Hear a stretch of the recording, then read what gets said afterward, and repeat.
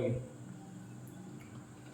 जी नमस्कार। आज हम लोग मनीष कश्यप के बारे में जानेंगे कि शुरू से वो क्या थे और अभी क्या है।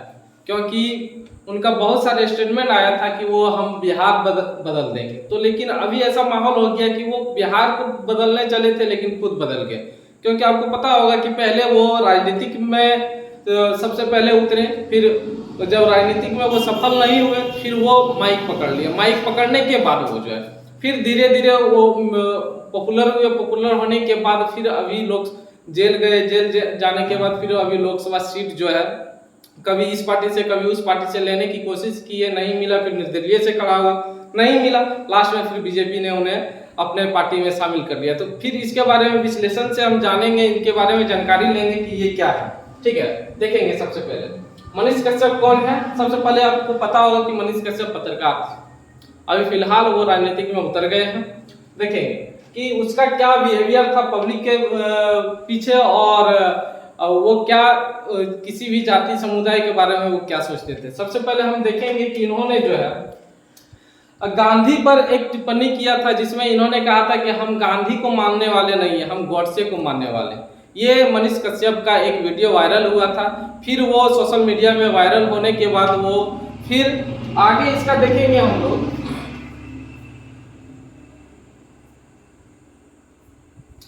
फिर 2020 में ये विधानसभा चुनाव लड़े, जो निर्दलीय से। ये करीब 10-12 हजार वोट लाए थे, कुछ खास ज्यादा वोट नहीं ला पाए। तब इसको पता चला कि हमें पब्लिक सपोर्ट चाहिए, और पब्लिक सपोर्ट के बिना कुछ भी पॉसिबल नहीं है। तो ये धीरे इसका मानसिकता चेंज हुआ, और ये माइक पकड़े न्यूज के माध्यम से। और फिर ये माइक पकड़ने के बाद जो है ये सोशल मीडिया में वो काफी वायरल हुए। और उससे पहले ये हम आपको ये बता देना चाहते हैं कि मनीष कश्यप ये खुद अपने बारे में स्टेटमेंट दिए थे कि हम मेरे ऊपर 15 से 20 केस है। भैया 15 से 20 केस अगर आपके ऊपर है तो ऐसा नहीं लगता कि भारत में 15-20 केस हो के आप लोकसभा विधानसभा का चुनाव लड़ सकते हैं और देश को चलाने की बात करेंगे। यही अगर किसी स्टूडेंट के साथ कंडीशन लग जाए, किसी कारणवश किसी स्टूडेंट पे 1-2 केस झूठा या सच में अगर हो जाए, तो उसकी लाइफ बर्बाद हो जाता है। उसको सरकारी जॉब कभी मिलने की संभावना नहीं होता है, खास करके हमारे देश में। तो आपको पता होगा कि हमारे देश का सिस्टम अभी किस तरह चल रहा है। ठीक है ना। ये माइक लेकर न्यूज चैनल बनाकर युवाओं को खास करके अपनी ओर आकर्षित किए, और आकर्षित करने के बाद ये धीरे धीरे फेमस हुए। फेमस होने के बाद लेकिन इसका मानसिकता जो था वो माइक लेके वो राजनीतिक में कूदना था, बल्कि पत्रकारगिरी हमेशा करने का नहीं। ये सिर्फ पॉपुलर होने के लिए कुछ सच कुछ झूठ दिखा के लोगों को अपनी ओर आकर्षित किए, और आकर्षित करने के बाद फिर देखेंगे। ये आपको पता होगा कि मनीष कश्यप जो आयांश का जो मुद्दा था, आयांश का मुद्दा में 16 करोड़ रुपया का जो बताया गया था कि इस बच्चे का तबीयत खराब है, इलाज के लिए लगेगा, तो 16 करोड़ बच्चों में जो है अगर खर्च लगेगा तो पब्लिक द्वारा करोड़ों रुपया उसमें दिया गया, और वो पैसा कहाँ चला गया ये मनीष कश्यप किसी को बता नहीं पा रहे हैं। पता नहीं लोगों का कितना करोड़ों रुपए का इसमें ठगी हुआ, जिसमें मनीष कश्यप भी ठगी में शामिल हुए, और लोगों को इसी वीडियो के माध्यम से लोगों को अपनी ओर आकर्षित किए कि चलो हम गरीब का बच्चा को हेल्प कर रहे हैं, करवा रहे हैं, और वो पैसा कहाँ गया आज वो बच्चे का कोई पता नहीं है कि क्या इलाज हुआ या नहीं हुआ, क्या झूठ था क्या सच था जो। ठीक है ना। फिर आगे देखते हैं हम कि आपको पता होगा कि कटिहार में जो है कुछ लोगों के द्वारा यादव समाज को मार दिया गया था, हत्या कर दिया गया था। उसमें जो है वो कभी अपने रिपोर्टिंग करने के लिए वो नहीं गया था, यानी कि खास करके वो यादव समाज पे उन्होंने कभी फोकस नहीं किया। और आपको बता देते हैं कि ये किस प्रकार का रिपोर्टिंग करने वाला पत्रकार थे। फिर ये इसका एक मुद्दा आया बिहार तमिलनाडु का मुद्दा, जिसमें मजदूरों के पर इन्होंने वीडियो बनाया जो काफी फेक न्यूज था।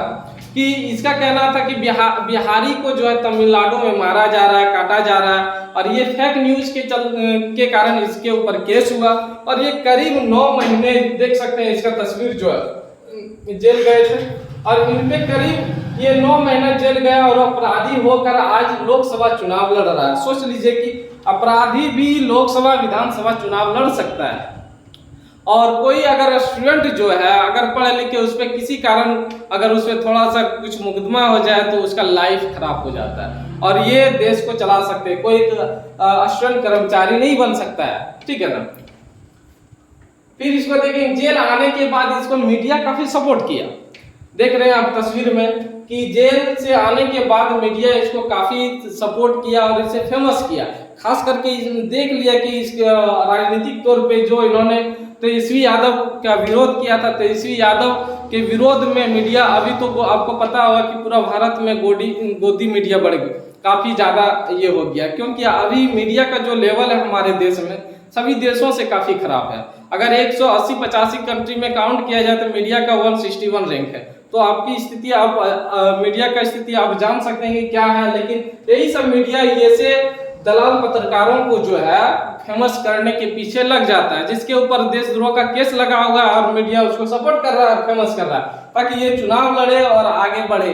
अब जो जिसके ऊपर देशद्रोह का केस लगा होगा वो देश को चलाएगा। सोचिए, मान लिया कि सांसद बन गया बीजेपी की पार्टी से, तो आपको क्या लगता है कि ये केस किस तरह से देश चलाएंगे? ये बोले थे ना हम बिहार बदलेंगे, हम पत्रकार हैं, अभी भैया खुद ही बदल गए हैं और बीजेपी में शामिल हो गए हैं। तो इसके बारे में कहना कुछ भी ये नहीं है। जेल से आने के बाद ये जो है इन्होंने जो है बीजेपी से जो है टिकट मांगा था, लेकिन बीजेपी वाले इनको टिकट नहीं दिए। जब बीजेपी वाले इनको टिकट नहीं दिए तो ये फिर अब की आरजेडी से बोले कि हम तेजस्वी यादव को गले लगाना चाहते हैं, हम उसकी पार्टी से अगर हमें टिकट मिलेगा तो हम लड़ने की कोशिश करेंगे।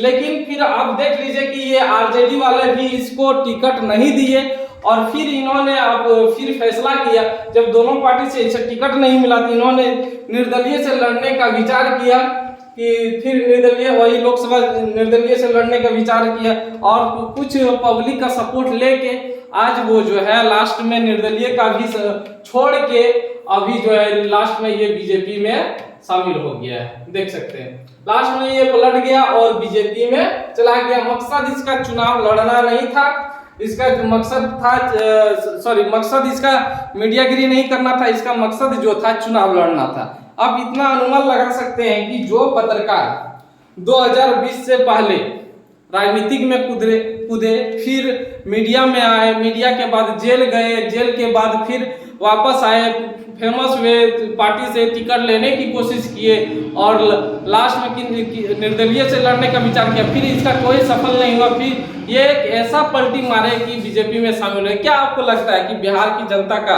ये कभी भला कर सकते हैं? क्योंकि इन्होंने खुद अपने बारे में सोचा, पब्लिक के बारे में। अगर ये पहले बोलते थे ना कि हम बिहार को बदल देंगे, तो बिहार को बदलने की बात छोड़िए, ये खुद बदल गए हैं। तो आपको ये कमेंट करके बताइएगा, हमारे YouTube चैनल है, कि ये जो है देश को किस ओर ले जाएंगे, बिहार को किस ओर ले जाएंगे। क्या ये हमारे बिहार के लिए सही नेता हो सकता? पत्रकार तो है नहीं, अभी इनका मानसिक चेंज हो गया है कि ये अब नेता बनने जाएंगे कि तब। ठीक है, धन्यवाद।